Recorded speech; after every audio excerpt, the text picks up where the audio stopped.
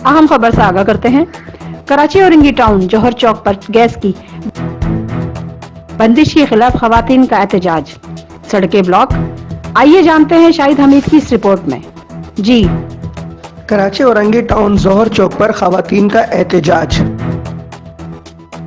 Shamshi colony की रहने वाली खवातीन सड़कों पर निकल आई और खवातीन का कहना यह था कि 1 महीने से हमारे घरों में गैस नहीं आ रही, घरों के चूल्हे बुझ गए, हम गरीब परेशान हैं, सिलेंडर कहां से भरवाएं।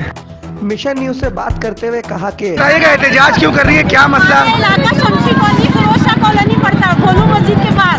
हमारे इधर 10 दिन 15 दिन से बिल्कुल टोटल 1 महीने से तकरीबन गैस बिल्कुल भी नहीं है ना।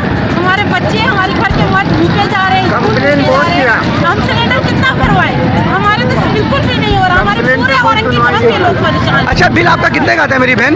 3000 4000 5000 का तकरीबन मुख्तलिफ करके मुख्तलिफ किस्म का लेना। अच्छा, आप जी।